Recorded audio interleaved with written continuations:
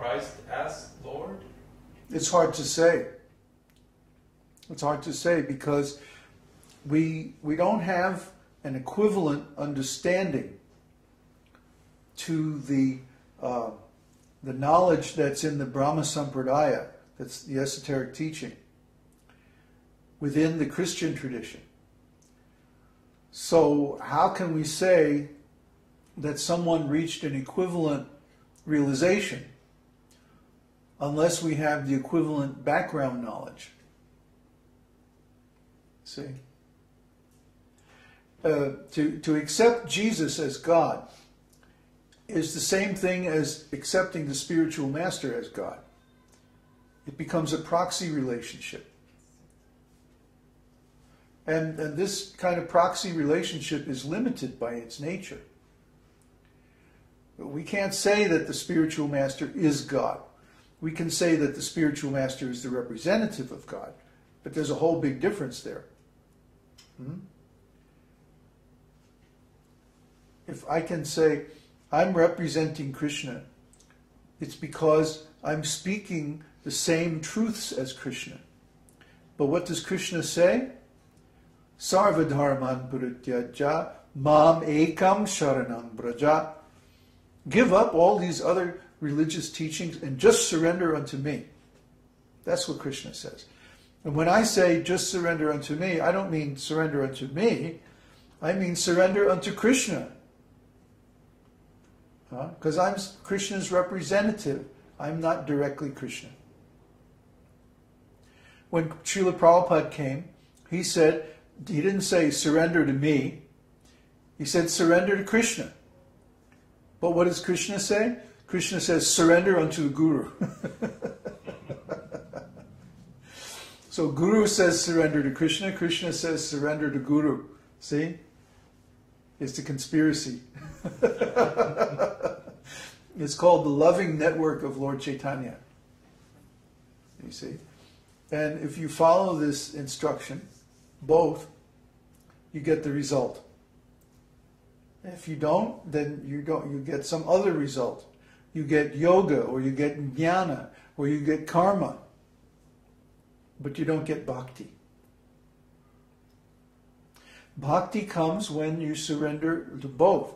You surrender to the Guru and you surrender to Krishna. And you see how they both complement each other.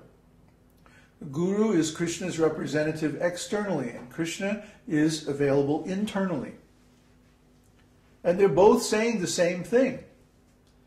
The Guru is saying surrender to Krishna. Krishna is saying surrender to me. So the problem is, if we accept Jesus as being God, that means Jesus equals Krishna. But Jesus didn't act like Krishna. For example, he accepted the crucifixion pastime. See?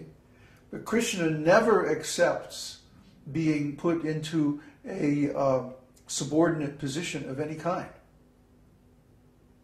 That means that Jesus is not Krishna, and we can't even consider him an incarnation of Krishna because he allows himself to be put into a subordinate position. None of the incarnations of Krishna ever accepted that. You can read about all the different incarnations, and they never allow themselves to be defeated, even temporarily. What's that? Only by devotees. Well, only by the devotees' love, not by an antagonistic factor. When Krishna went to the wrestling arena of Kamsa, for example, he was only victorious. He never allowed himself to be defeated by the elephants or by the wrestlers or by the troops of Kamsa. Instead, he just walked in there, wiped everybody out, and killed Kamsa. That's Krishna. That's God. God never accepts a subordinate position, except to his devotees' love. That's a whole different thing. That's a different discussion. The discussion we're having now is, is it a valid thing to accept Jesus as God? And our philosophy says no. because the Guru is not God, and the Guru never allows himself to be accepted as God. If you went up to Jesus when Jesus was present and said, "Oh God, I surrender to you," Jesus would chastise you.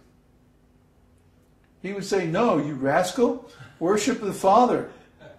Don't worship me." Huh? One devotee did this.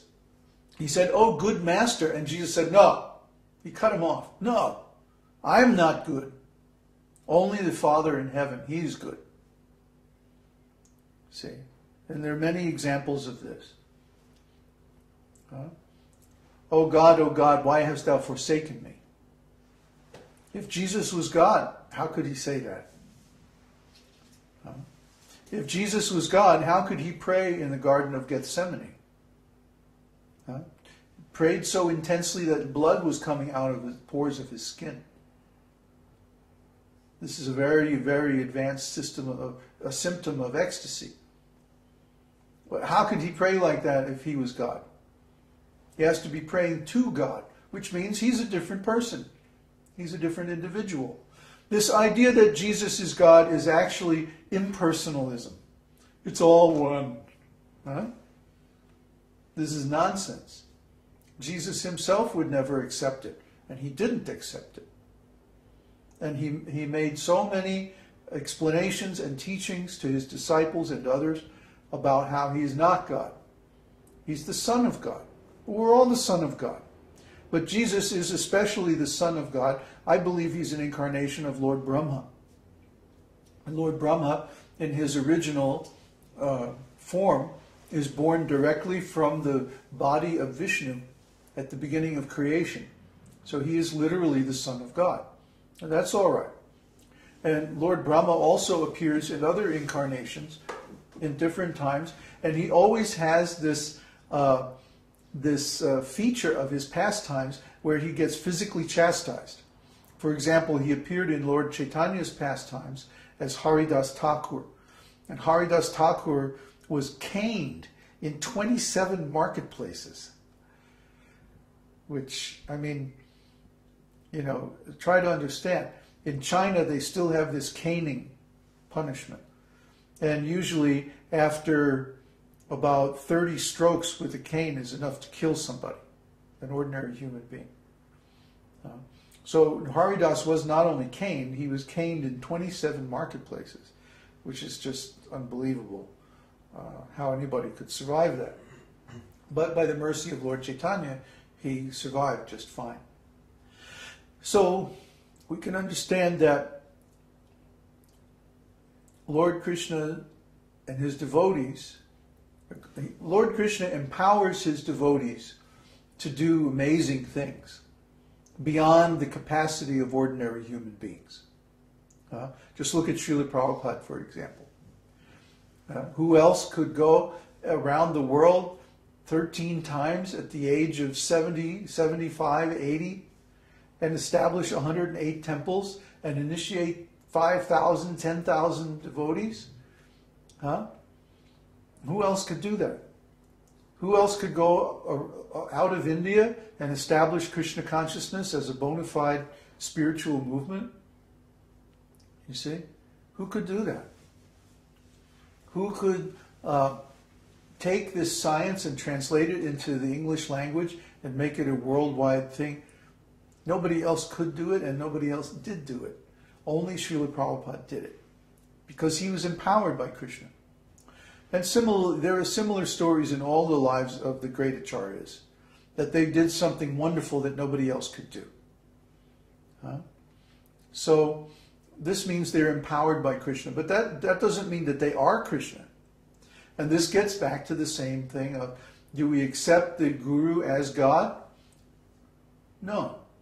We accept the Guru as the representative of God, because ultimately our relationship is with Krishna. So the Guru helps us to remember that relationship, and our relationship with the Guru is also eternal. But the Guru is simply a more advanced servant. That's all. The Guru is like the head servant. The Guru is the most advanced servant. But we're still a servant. And Krishna is the master. So we help you reawaken your relationship with Krishna. But that doesn't mean that we are Krishna. And that would be bogus. Similarly, Jesus or Muhammad or any big preacher, they are a servant of Krishna. That doesn't mean they are Krishna, nor should they be treated like Krishna. That would be offensive.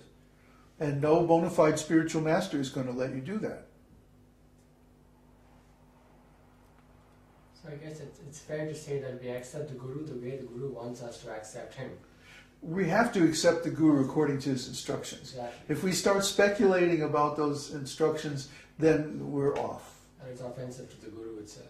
Actually, yes. It means we're not accepting the Guru as a Guru. We're accepting him in the way we